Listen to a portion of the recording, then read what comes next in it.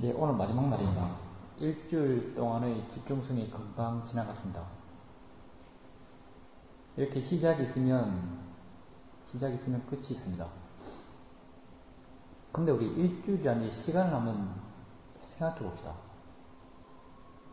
맨 처음 입대를 하면서 일주일이 시작했고 하루하루 지나가면서 오늘 마지막 날이 되었습니다.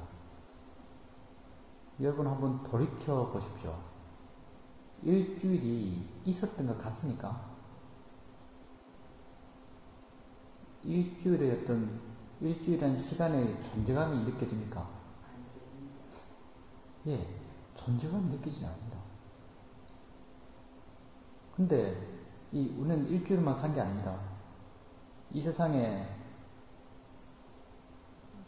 수십 년 전에 태어났습니다. 앙하고 태어났습니다. 그리고 조금 의식이 뛰어나면서 뭔가를 인지해가면서 살아있다고 알아가면서 이렇게 살아왔습니다. 지금 현재 있습니다. 20년, 30년, 40년, 50년, 60년 살았습니다. 60년 엄청나게 긴 시간인 것 같습니다. 그렇게 살아왔던 자신의 삶의 시간의 존재감이 느껴집니까? 예. 그냥 지난 것 같습니다.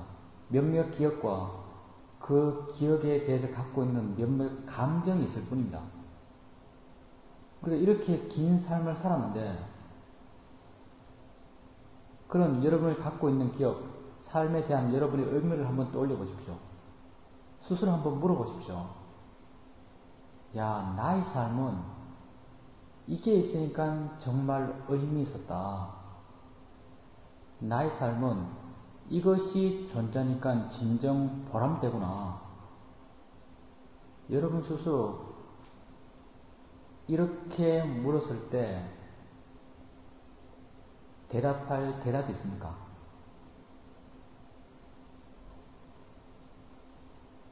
우리의 삶은 또 이렇게 흘러갑니다. 시간은 또 계속 나아갈 겁니다. 어느 순간 우리 삶의 종착지에 도달할 겁니다. 죽음이라는. 우리가 큰 착각 속에 살지만 나는 옆에 설령 다른 사람이 죽더라도 나는 안 죽을 것 같은 그런 느낌으로 살아가지만 우린 반드시 죽습니다. 이 생의 끝이 분명히 있습니다. 그때 여러분 80년, 90년 살았을 겁니다. 그때 한번 또 자신의 삶을 되돌아볼 겁니다. 내 삶은 무엇으로 인해서 의미 있는가? 이것이 있으니까 내 삶은 참 보람된 삶이었구나. 이렇게 생각할 것이 그때 있을까요?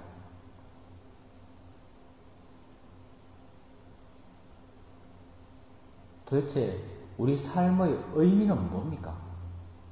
우리가 이렇게 순간순간 존재하고 있는데 우리 존재의 의미는 뭐겠습니까?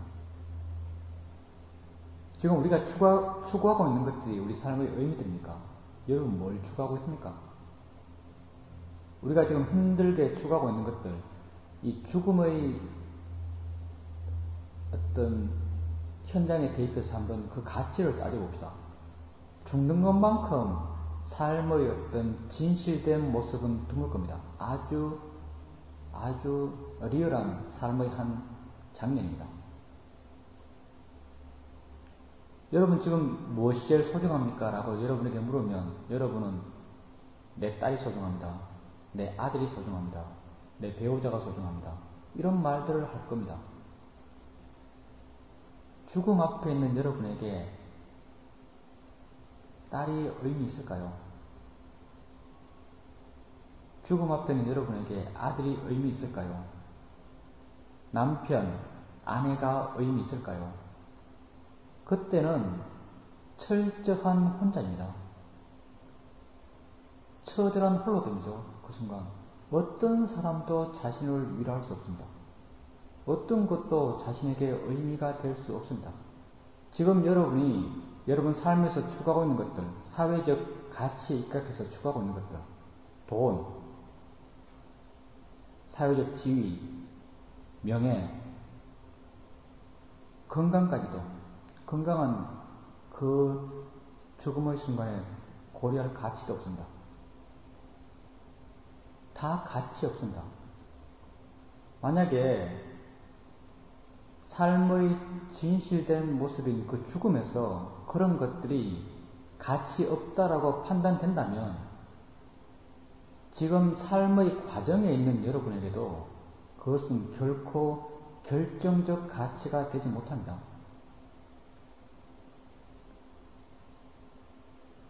우리가 살아왔던 생은 내게 그 존재감이 느껴지지 않는다고 했습니다. 그럼 우리는 어떻게 삽니까? 우리는 이 현재의 존재감으로 살아갑니다. 여러분 지금 이 순간 자기 자신의 존재감을 느낍니다. 왜냐하면 알미 있기 때문에 현재 존재감을 느끼는 겁니다. 여러분에게 진짜 가치 있는 것은 여러분이 실제로 존재하는 이 순간에 있는 것입니다. 이 순간에 여러분이 그 존재를 확인할 수 있는 것입니다. 그것만이 가치 있습니다. 이 순간에 여러분이 뭐 하고 있습니까? 보고, 듣고, 느끼고, 생각하고, 맛보고 있습니다. 자연스러운 일어남들입니다. 여러분 수행을 해 나가면서 그 일어남을 이해합니다.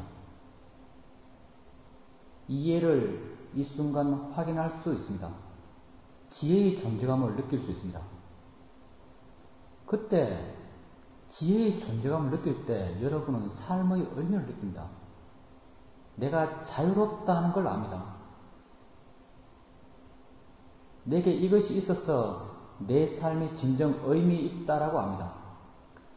부다께서도 존재의 의미는 지혜에 있다고 하십니다.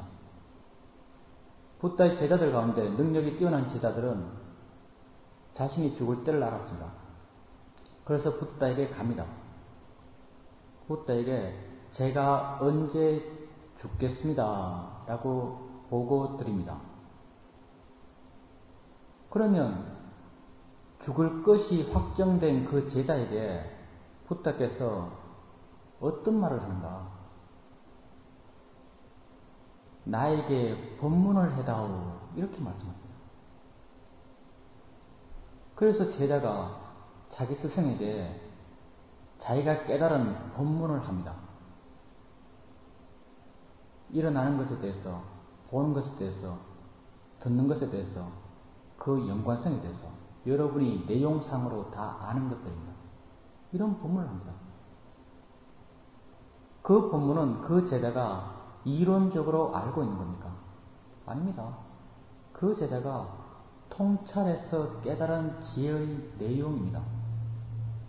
부다께서 죽는 것이 확정된 제자에게 왜 그런 욕을 하십니까? 죽음 앞에서 가치 있는 게 그것 하나밖에 없기 때문에 그렇습니다. 지혜 하나뿐이기 때문에 그 지혜를 확인할 수 있는 기회를 제자에게 주는 겁니다. 제 사이도께서, 슈오민 큰 사이도께서 이런 말씀을 하셨습니다. 사람은 죽어도 지혜는 죽지 않는다. 우리가 사는 시간은 이 순간뿐입니다. 우리에게 가치 있는 것도 이 순간에 있는 것뿐입니다. 죽음의 상황 한번 봅시다. 그때 우리에게 많은 것들이 일어납니다. 불안, 공포, 초조, 몸의 고통들. 그런 것이 그 순간 있습니다. 내 자신에게. 그것이 있음과 더불어서 수행을 통해서 이해한 나의 지혜가 있습니다. 나는 고통을 고통으로 압니다. 내 것으로 알지 않습니다. 그 지혜로 인해서 고통으로부터 이렇게 멀어져 있는 자유로운 자신을 봅니다. 그 지혜의 존재감을 느낍니다. 초조함이 있습니다. 초조하다라고 압니다. 그 초조함을 초조함 자체로 이해합니다. 초조함으로부터 자유로운 자신을 발견합니다. 야, 나는 이렇게 자유롭구나라고 압니다. 일어남, 존재의 일어남이 있지만 존재의 일어남으로부터 자유로운 자신을 봅니다. 그 자유로운 느낌, 그게 바로 지혜의 느낌입니다.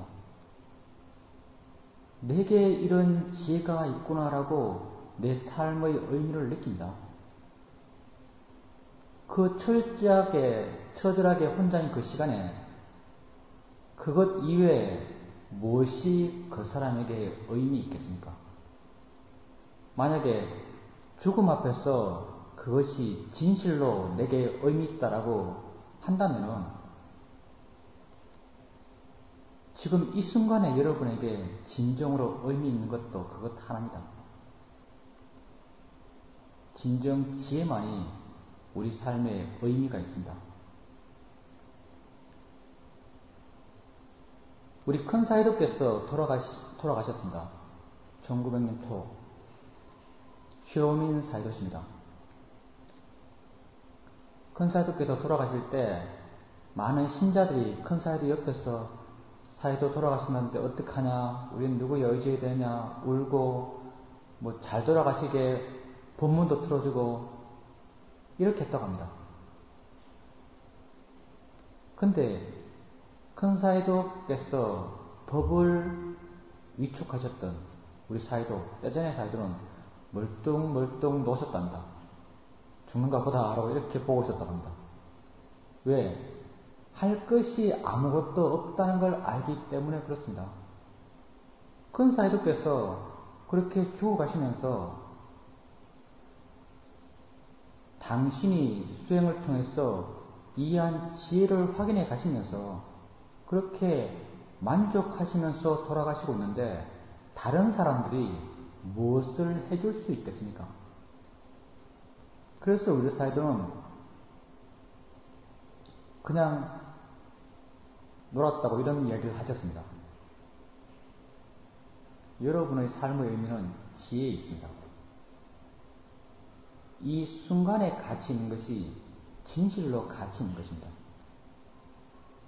우리가 이 수행하는 것도 그런 지혜를 얻기 위해서 이 수행을 합니다. 수행을 지혜가 날 수 있는 수행을 하셔야 합니다. 지혜가 날 수 있기 위해서는 다양한 조건들이 필요합니다. 알아차림 조건. 수행하는 마음이 자유로워야 됩니다. 가볍게 알아가라라고 우리는 말합니다. 질문을 통해서 자연스러운 알아차림을 해라라고 여러분에게 말씀드립니다. 가끔은 한 번씩 아는 것을 멈췄을 때의 알아차림을 확인해 보라라고 여러분에게 말씀드립니다. 그것도 하나같이 자연스러운 알아차림을 하기 위해서입니다.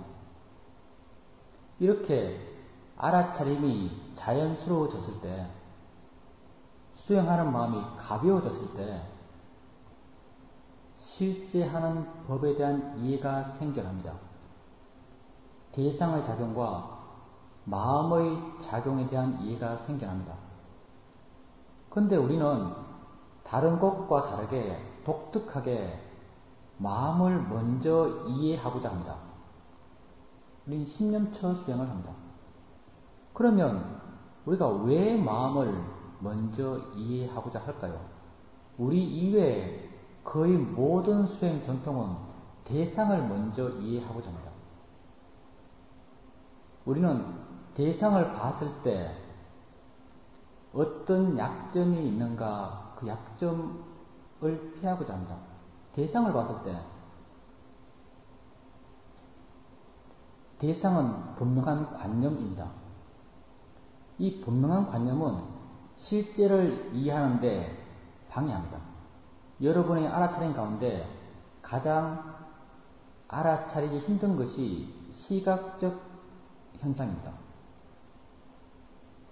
보면서 본다는 걸 이해하는 게 쉽지가 않습니다. 왜 그런가? 관념이 너무나 분명하기 때문에 그렇습니다. 부다 당시와 현재를 비교하면 비교할 수 없을 만큼 우리는 현재 관념이 강화된 그런 세상에 살고 있습니다. 점점 실제를 이해하기 힘든 세상에 살고 있는 것입니다. 그리고 관념을 대상으로 수행하면 관념을 대상으로 계속 마음을 거기에 두게 되면 점점 우리 마음은 그 관념적인 것을 좋아합니다. 점점 그 관념적인 것에 빠질 위험성이 있습니다. 그래서 우리는 대상을 먼저 이해하고자 하지 않습니다. 우리는 마음을 먼저 이해하고자 합니다. 여러분에게 마음이 있습니다. 지금 여러분 앉아 계시고 엉덩이에 느낌이 있습니다. 느낌이 있다고 왜 말할 수 있는가? 알기 때문에 있다고 말할 수 있습니다.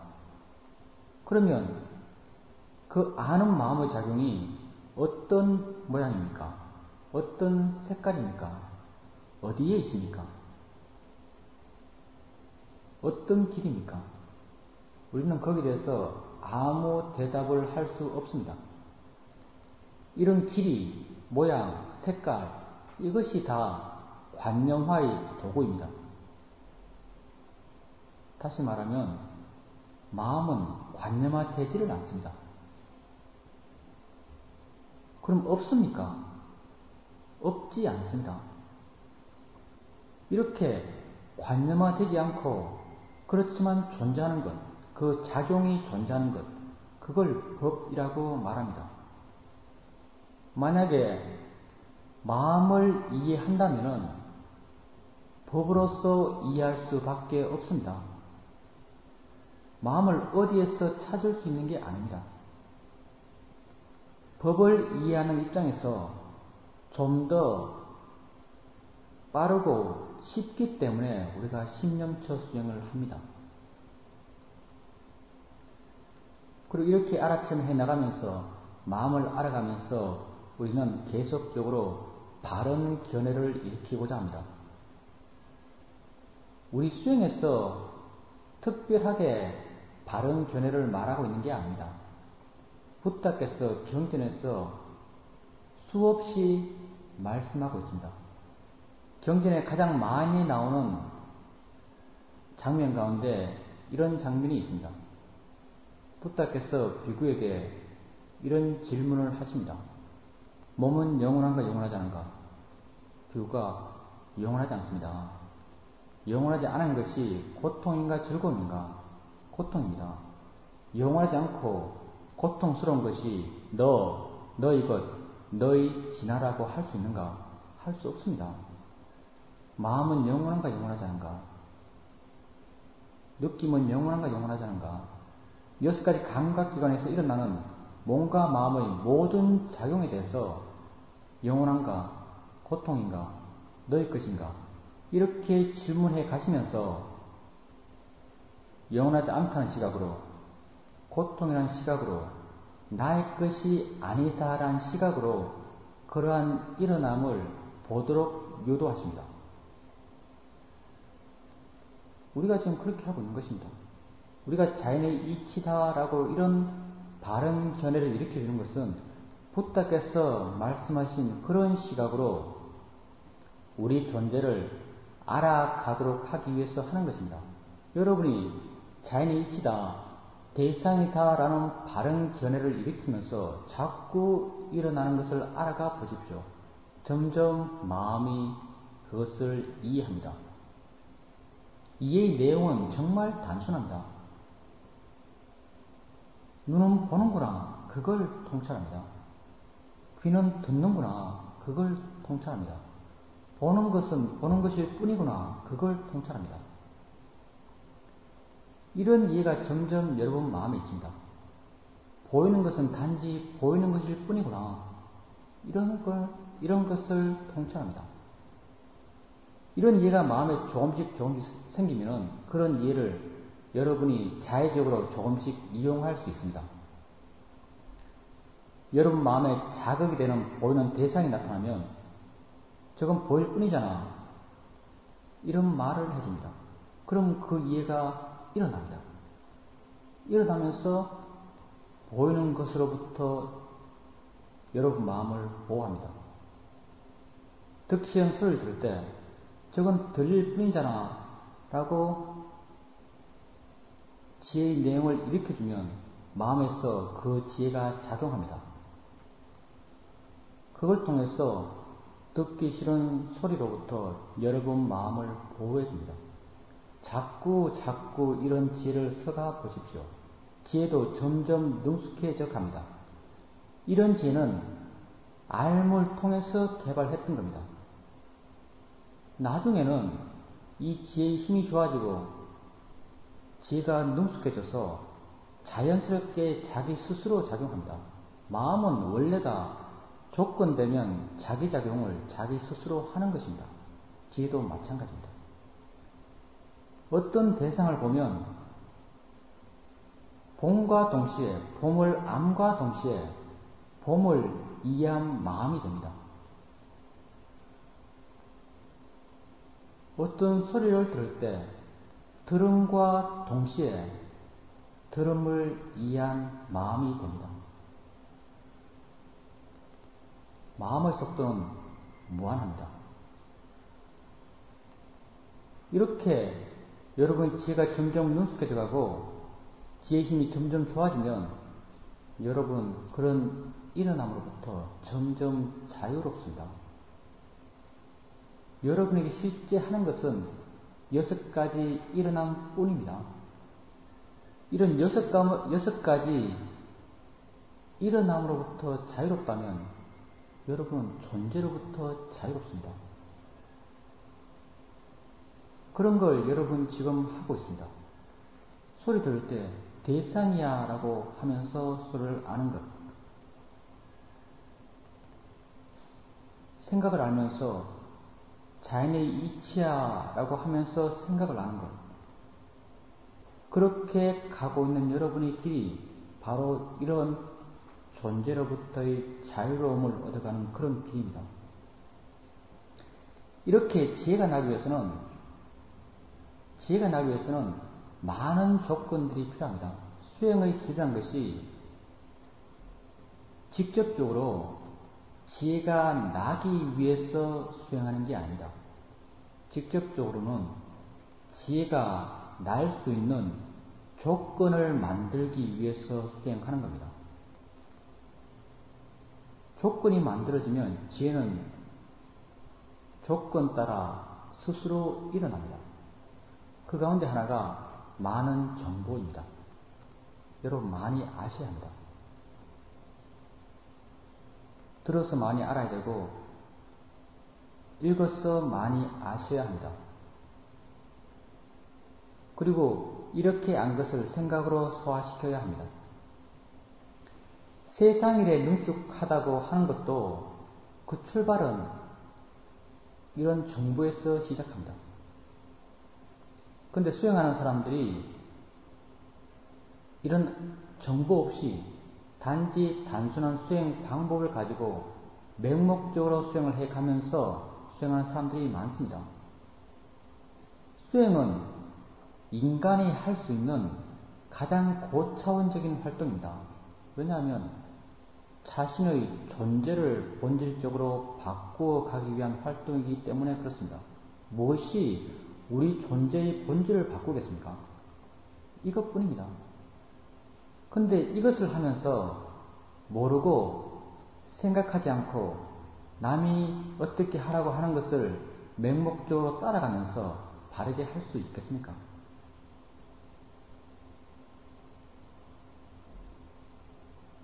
불교에 관련된, 수행에 관련된 많은 정보들이 있습니다. 물론 많이 취하면 많이 취할수록 좋습니다. 경전 가운데 물론 경전은 모두 다 참이라고 우리가 인정해 줍니다. 근데 우리 수행과 관련해서 여러분에게 가장 도움이 될 만한 경전은 상유타 니까야입니다. 그리고 수행 방법에 관련된 다양한 책들 가운데 미얀마 쇼민 센터에서 나온 책을 읽으십시오. 수행에 관련돼서는 다른 수행법에 관련된 그런 책들은 여러분에게 큰 도움이 되지 않습니다. 이 수행을 하는 데는 큰 도움이 되지 않습니다. 그리고 이런 정보가 필요하시다면 우리가 함께하는 카페가 있습니다. 쇠우민 숲속이라는 카페가 있습니다. 다음에 있습니다. 그 카페에 들어가시면 이 수행과 관련된 필요한 정보를 얻을 수 있습니다. 거기에 들어가면 사이드와 인터뷰했던 내용을 정리해놓은 책이 있습니다. 사야도 인터뷰 본문 모음이라는 어떤 문서 파일입니다. 이것도 여러분에게 이 수행을 이해하는 데 많은 도움을 줄 수 있습니다.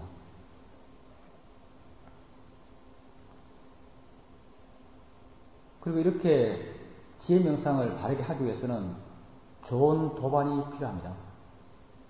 부타께서는 도반이 출가 생활의 전부다라고 말씀하셨습니다. 도반은 어떤 역할을 하는가? 여러분 자신을 객관화시킵니다.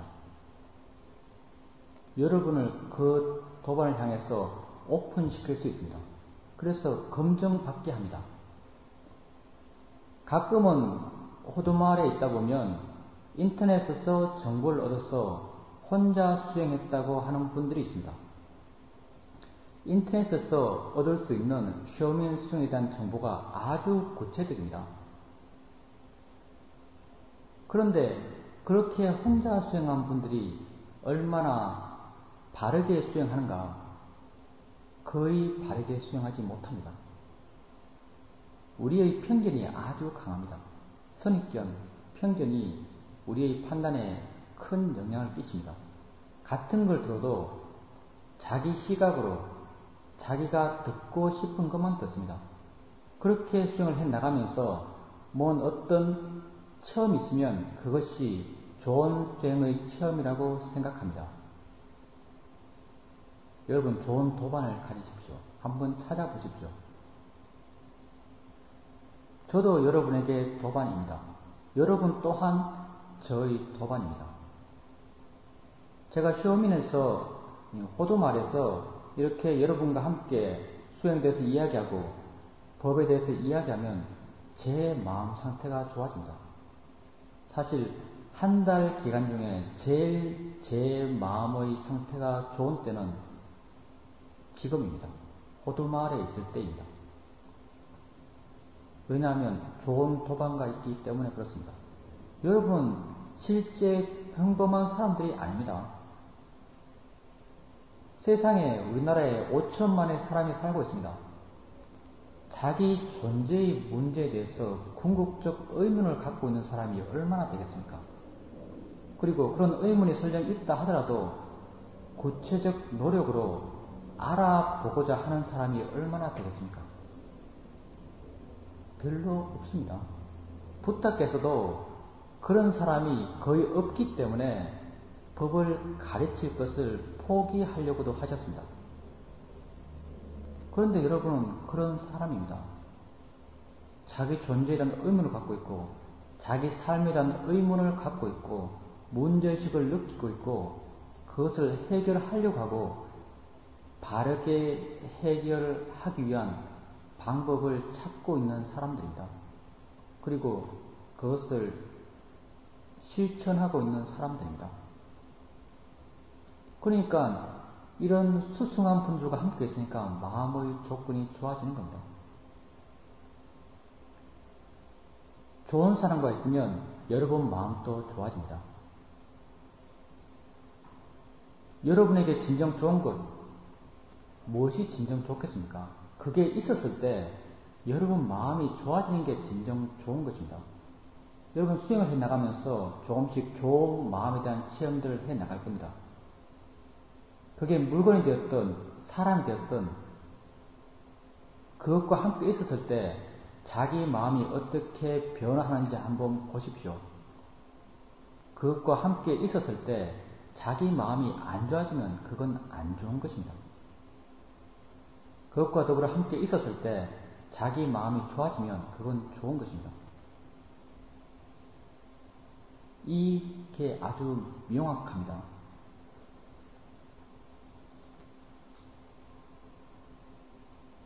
부다께서는 이렇게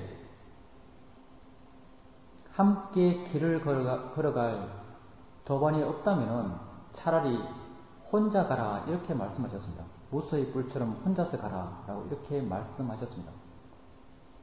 내게 부정적 영향을 주는 것과 함께 가지 말라란 것입니다.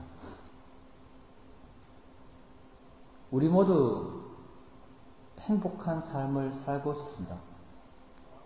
높은 삶의 질의 삶을 살고 싶습니다.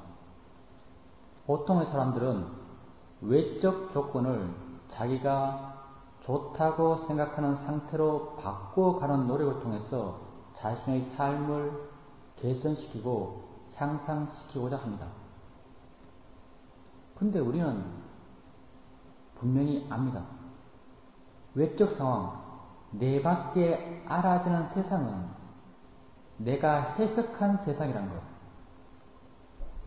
다 여러분이 해석한 세상입니다. 그리고 해석된 세상의 가치는 본질적인 것이 아니라 여러분 자신의 가치가 투영된 것입니다. 그 해석된 세상에 대해서 일어나는 내 마음의 반응은, 좋다 싫다란 반응은 내가 부여한 가치 때문에 생겨난 것입니다. 영원할 수 없습니다. 의지할 바가 못 됩니다. 우리 수행은 마음의 조건을 바꿔감으로써 우리 삶의 질을 향상시키고자 합니다. 모든 것이 마음이 아는 것입니다. 가치 부여도 마음이 하는 것입니다. 반응도 마음이 하는 것입니다. 좋은 마음은 좋게 봅니다. 바르게 판단합니다. 여러분의 마음을 좋게 함으로써 본질적으로 여러분 삶의 질을 높일 수 있습니다.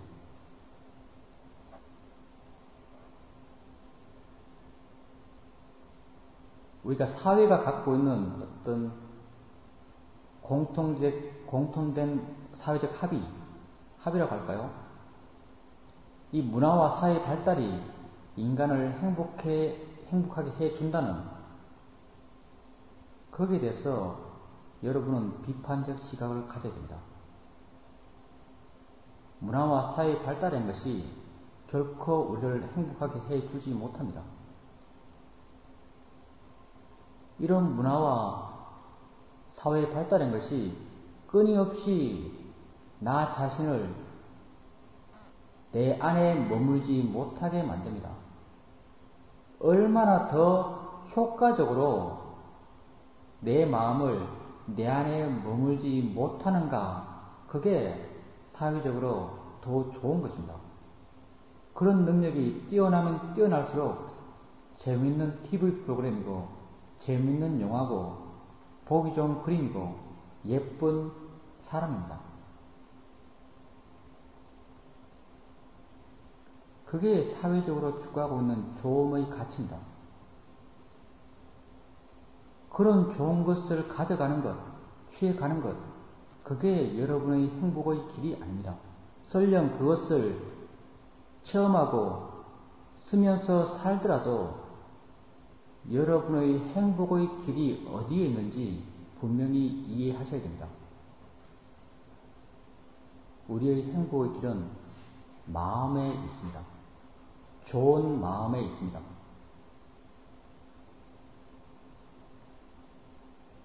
수행은 나 자신에 관심을 갖고 나 자신을 관찰해 가면서 나 자신을 이해가고 그리고 그를 통해 나의 문제를 해결하고자 하는 것입니다.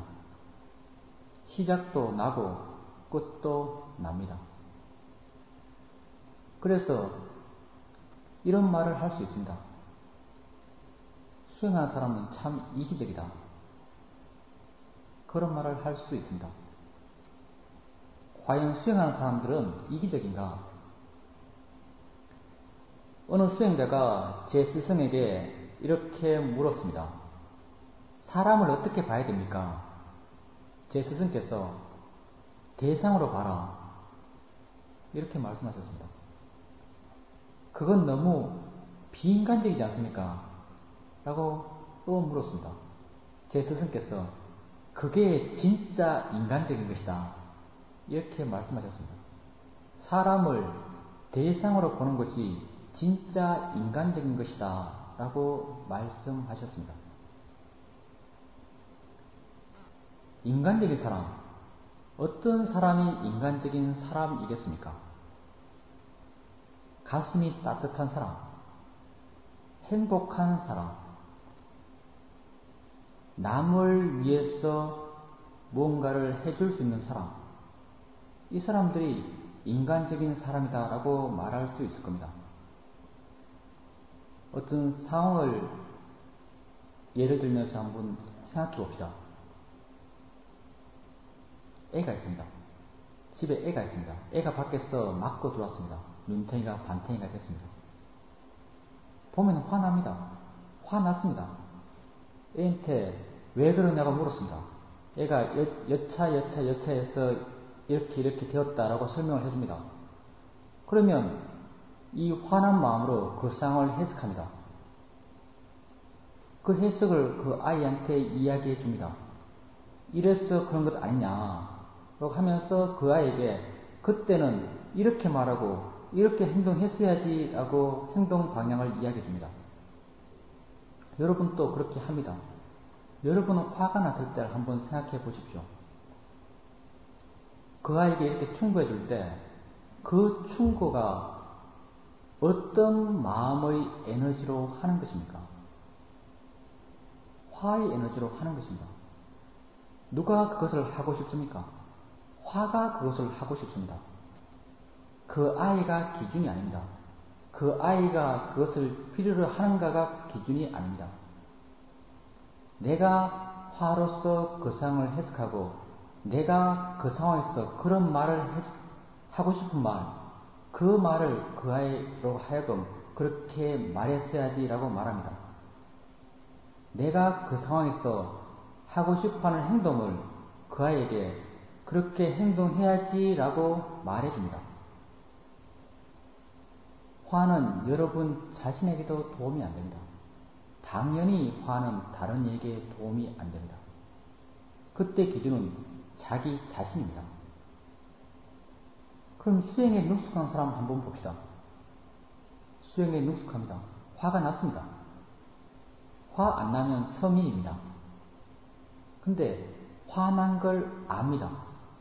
화났구나라고 압니다. 아, 자연의 이치지, 대상이지 라고 알았습니다. 화와 조금 분리됩니다. 화를 알았다면 사실 이미 분리된 것입니다. 분리되었다는 것은 그만큼 마음에 고요함이 생겼다는 겁니다. 평온의 마음이 생긴 것입니다. 평온의 마음은 그 상황을 평온의 마음의 힘만큼 있는 그대로 해석합니다. 좀 더 바르게 해석했습니다. 그리고 이 평온의 마음은 그 아이에게 별로 집착하지 않습니다. 그 아이가 좋게 되고 안 좋게 되고에 대해서도 크게 아주 집착해서 어떻게 되어야 된다라고 강하게 정해놓고 있지 않습니다. 그런 마음으로 그 아이에게 이렇게 했어야지, 이렇게 말했어야지라고 말해줍니다. 그러면 이 말은 어떤 기준으로 말을 하게 되는가? 그 아이에 대한 집착이 없으면 나에 대한 집착도 약합니다. 이 평온의 마음으로 이런 말을 해줄 때는 그 기준이 그 아이입니다. 그 아이에게 필요하다 싶은 말을 하라고 말하고 필요하다 싶은 행동을 하라고 말해줍니다.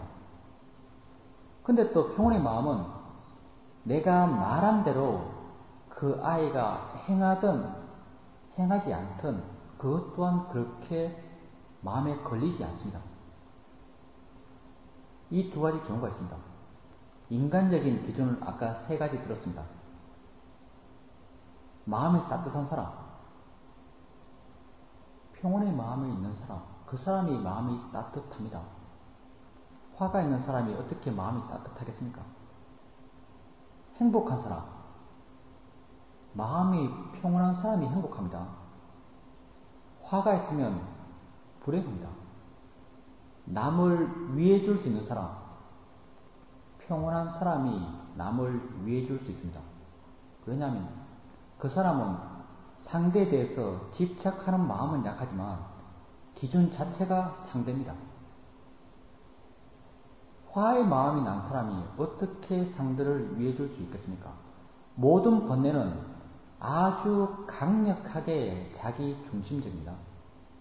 왜냐하면 나라는 의식이 아주 강하기 때문에 그렇습니다.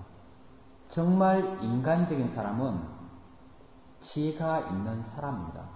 정말 타인에게 도움을 줄 수 있는 사람, 정말 타인을 위해서 말하고 타인을 위해서 행동해 줄 수 있는 사람, 지혜가 있는 사람입니다. 왜냐하면 이 사람들의 기준은 기준 자체가 자신이 아니고 기준 자체가 타인이기 때문에 그렇습니다.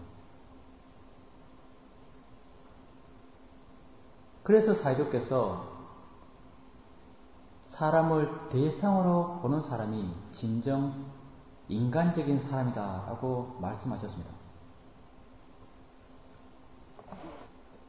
수행을 할 줄 아는 사람과 수행을 할 줄 모르는 사람이 있다고 해봅시다. 수행을 할 줄 모르는 사람, 그 사람은 삶의 기준점이 없습니다. 그냥 외부에서 들어온 정보대로 따라서 삽니다. 옳다고 말하면 옳다고 알고, 그러다고 말하면 그러다고 알고, 사회가 옳다고 하면 옳다고 따라가고, 이렇게 흘러가면서 살아갑니다. 수행하는 사람은 자기 기준이 명확합니다. 삶의 현장에서 자기가 존재하는 이 현재에 무엇을 어떻게 봐야 하는지 그 사람은 명확하게 알고 있습니다. 예를 한번 들어봅시다. 지하철을 탔습니다. 아주 붐비는 시간입니다. 수행을 어떻게 할지 모르는 사람의 경우 이렇게 밀립니다. 부딪힙니다. 마음에서 화가 납니다. 그는 화를 나의 화라고 압니다. 번뇌를 내 것이라고 알아주면 번뇌는 더 커집니다. 화가 점점 커져갑니다. 부딪힙니다. 이 부딪힘을 통해서 일어난 느낌을 안 좋은 느낌으로 받아들입니다. 부딪힘이 계속될수록 그의 화는 점점 커져갑니다. 화가 마음에서 여러 가지 생각들, 여러 가지 말들을 해 나갑니다. 외부 조건들을 계속 불평합니다. 저 여자의 핸드백은 왜 저래 커? 늙은 분이 이 시간에 왜 타? 지하철은 왜 이래 꼬물이야? 우리 회사 출근 시간은 왜 이래 빨라? 엄마는 오늘 아침을 왜 늦게 준비했어? 여러분 이런 말들을 합니다. 여러분이 화났을 때 한번 보십시오. 마음이 이런 말들을 합니다.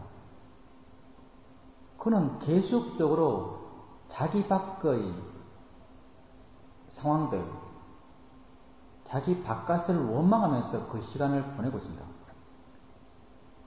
그는 자기 마음이 흘러가는 대로 자기를 그냥 내맡겨 두고 있습니다. 어떻게, 무엇을 어떻게 해결할 수 있는 그런 방법을 모릅니다. 그는 온전히 고통받고 있습니다. 수행에 능숙한 사람, 상황은 똑같습니다. 일어나는 것도 똑같습니다. 화가 납니다. 성인이 아니니까. 화를 알았습니다. 자연의 이치다고 알았습니다. 대상이다라고 알았습니다.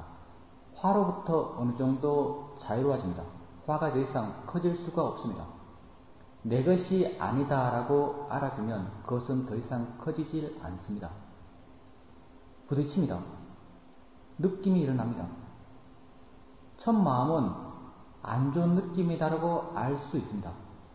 그러면 왜 내가 안 좋은 느낌을 알지? 느낌일 뿐인데 라고 하면서 느낌을 단지 느낌으로 알려고 합니다. 더 이상 그의 마음은 진행되지 않습니다. 그에게는 자기 바깥을 원망하는 생각이 일어나지 않습니다.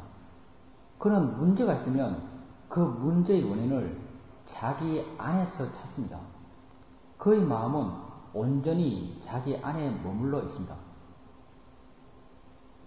그는 그 상황이 계속되더라도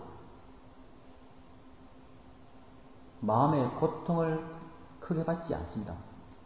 어쩌면 그 상황에서 그는 자신의 이해를 확인하면서 행복할 수도 있습니다. 그는 무엇이 바른가를 생각합니다. 그는 그 삶의 현장에서 무엇을 봐야 되고 어떻게 봐야 되고 어떻게 해결해야 되는지에 대해서 아주 명확한 답을 갖고 있습니다. 삶의 분명한 좌표를 갖고 살아가는 겁니다. 이 두 사람의 삶의 질이 얼마나 다릅니까? 비교할 수 없을 만큼 다른 삶의 질을 살아가고 있습니다. 공자께서 사람을 대인과 소인으로 나눴다고 합니다. 대인은 의를 추구하고 의로움을 추구하고 소인은 이로움을 추구한다라고 하셨다고 합니다. 우리만한 대인이 있을까요? 여러분 수행에 능숙해지면 하루 종일 의로움을 추구합니다. 무엇이 바른가? 무엇이 진짜인가? 아침에 눈 뜨자마자 실제는 무엇인가? 이걸 여러분 알려고 합니다. 하루 종일 그런 것을 알아가면서 하루를 살아갑니다. 우리만한 대인이 없습니다. 세상의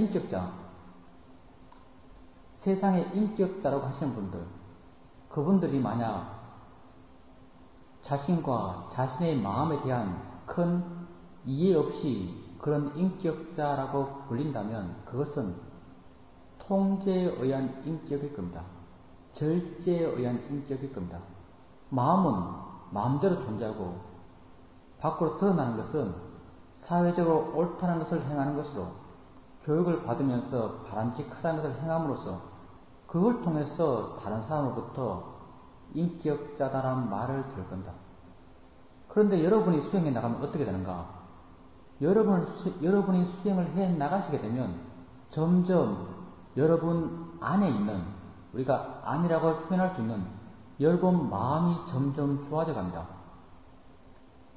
그리고 여러분 밖으로 드러나는 말과 행동은 어떻게 드러나는가?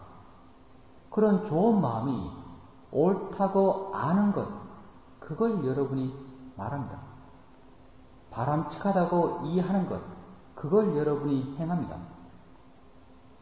점점 아는 것과 행하는 것이 같아져 갑니다. 불교에서는 이것을 내외 명철 이런 말을 씁니다. 안팎이 뚫려서 환하다는 뜻입니다. 여러분이 수행을 해나가면 자연스럽게 여러분은 그런 존재가 되어 가십니다.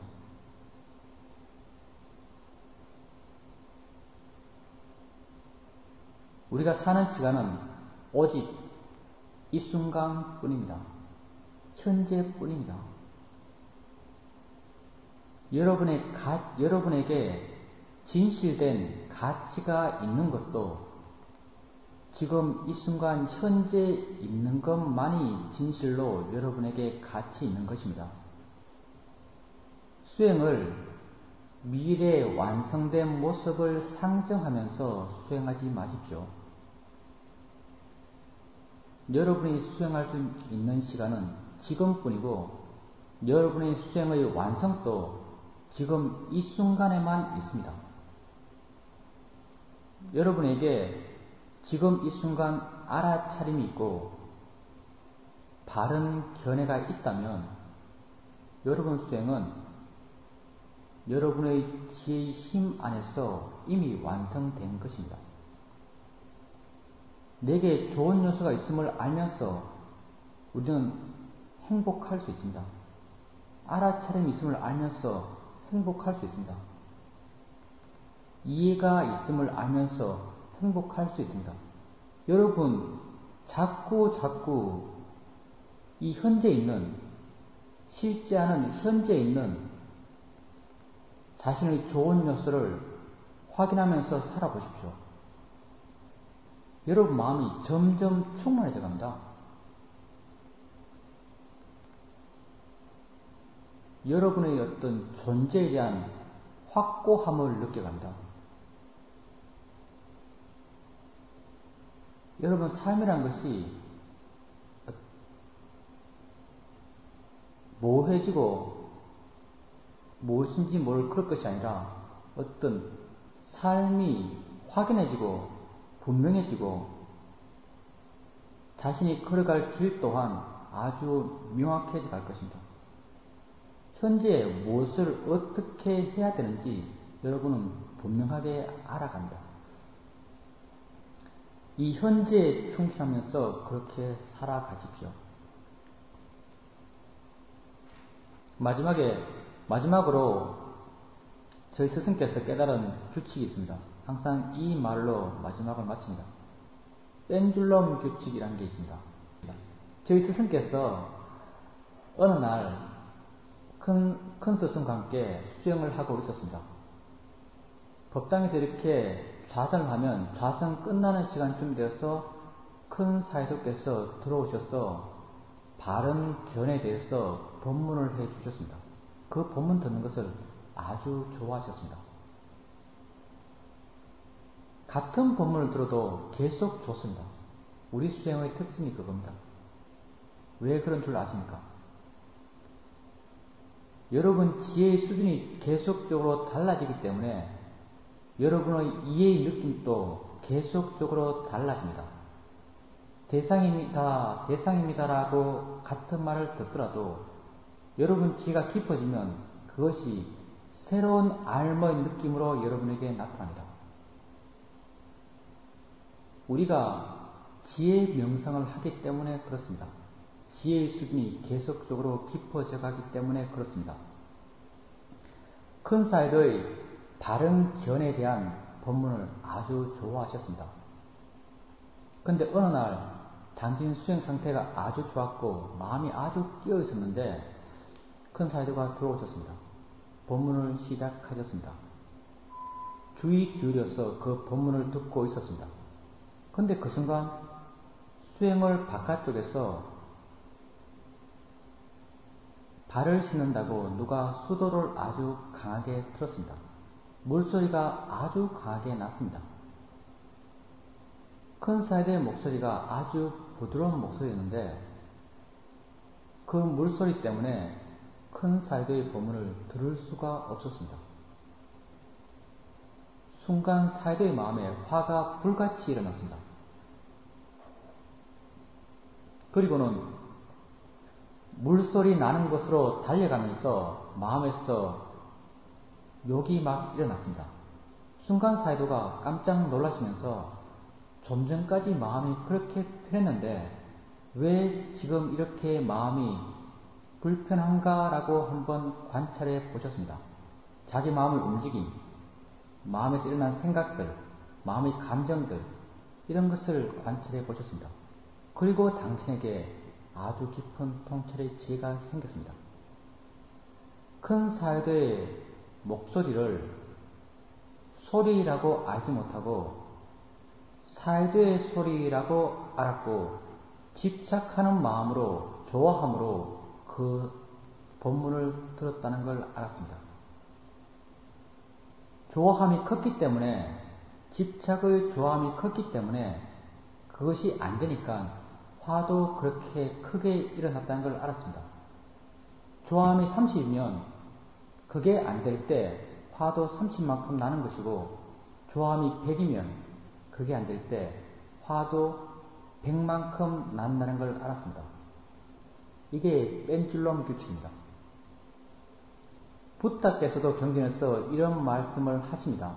어떤 사람이 부다에게 와서 소 있는 사람은 소 때문에 행복하고 아들이 있는 사람은 아들 때문에 즐겁습니다. 라고 이렇게 부다에게 말했습니다. 부다께서 그 말을 듣고는 뭐라고 대꾸하시는가? 소 있는 사람은 소 때문에 슬퍼하고 아들이 있는 사람은 아들 때문에 비통해 합니다. 라고 이렇게 대꾸를 해 줍니다. 우리가 좋아하는 것 때문에 우리는 고통받습니다. 그러면 여러분이 삶을 살아가면서 무엇이 여러분이 가장 좋아하는 대상들입니까? 딸, 아들, 배우자, 이게 가장 먼저 생각납니다. 그럼 살아오면서 여러분은 무엇 때문에 정말 처절하게 괴로웠습니까? 딸, 아들, 배우자, 이런 사람들 때문에 정말 처절하게 괴로웠습니다. 여러분이 집착하면서 좋아하면 좋아할수록 그 대상은 여러분에게 더 큰 고통을 줄 수 있는 대상입니다. 삶에서 정말 힘든 고통은 여러분이 정말 좋아하는 대상으로부터 옵니다. 근데 이런 딸, 아들, 가족들보다 더 좋아하는 존재가 있습니다. 여러분 자신입니다. 경전에서 부다께서 세상의 모든 존재는 자기 자신을 가장 존귀하게 생각한다라고 이렇게 말씀하고 있습니다.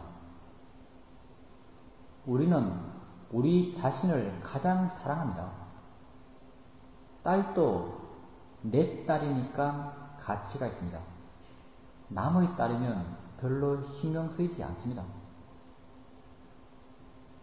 내가 나를 가장 사랑한다라고 한다면 나는 누구 때문에 가장 고통받겠습니까?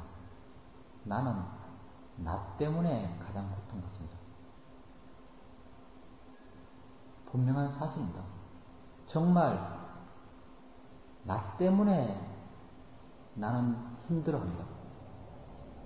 왜 그렇겠습니까? 나를 모르기 때문에 그렇습니다. 나의 기준이라는 것이 없기 때문에 그렇습니다. 환경에 끊임없이 몰려다니기 때문에 그런 겁니다. 여러분 수행을 해 보십시오. 자기 자신을 이해해 보십시오. 자신을 알아가 보십시오.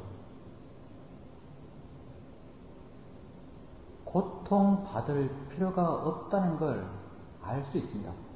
우리는 정말 고통받을 필요가 없는 존재입니다. 우리가 우리 존재에 대해서 이해해가면 이해갈수록 우리는 점점 자유해집니다. 우리 존재의 진실한 행복, 진실한 삶의 의미는 여기에 있습니다. 나를 알아가는 것, 거기에 우리 삶의 의미가 있습니다. 여러분 일주일 동안 수행을 하셨습니다. 수행센터에서 여러분이 보낸 일주일 기간 동안 여러분이 반드시 해야 됐을 것은 수행하는 방법을 아는 것이었습니다. 여러분이 진실로 수행해야 되는 장소는 집에서, 직장에서입니다. 왜냐하면 거기에 여러분이 좋아하는 것들이 많기 때문에 그렇습니다. 여러분에게 고통의 원인이 되는 것이 많이 있습니다. 그런 대상으로 해서 수행하셔야 합니다. 근본적으로 우리 삶의 장면들은 모두 다 동일합니다. 다 보고 듣고 느끼고 생각하고 맛보고 냄새에 맞는 것으로 삶의 이야기가 구성되어 있습니다. 우리가 관념적으로 해석하고 해석에 대해서 의미 부여하는 것만이 문제가 될 뿐입니다. 대상이 강하면 강할수록 여러분에게 자극이 되면 될수록 여러분은 수행의 가치를 더 확실히 알게 됩니다. 수행에 능숙해지면 정말 삶의 문제를 해결할 수 있는 유일한 방법은 수행뿐이다라고 알게 됩니다. 마음이 편하고 행복할 때 수행하는 것보다 마음이 고통스럽고 괴로울 때 더 저절로 수행이 됩니다.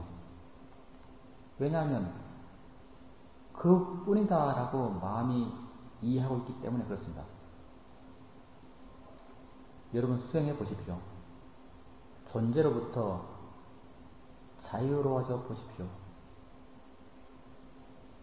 완전한 자유로움을 이루겠다는 생각으로 수행하지 마십시오. 단지 지금 일어나는 것으로부터 조금씩 자유로워져 가는 자신을 확인해 가면 됩니다. 대상을 알아갈 때 이미 여러분은 자유롭고 자연의 이치다라고 바른 견해를 일으킬 때 여러분은 이미 자유롭습니다. 예, 마치겠습니다. 사두가 마치겠습니다. 사두,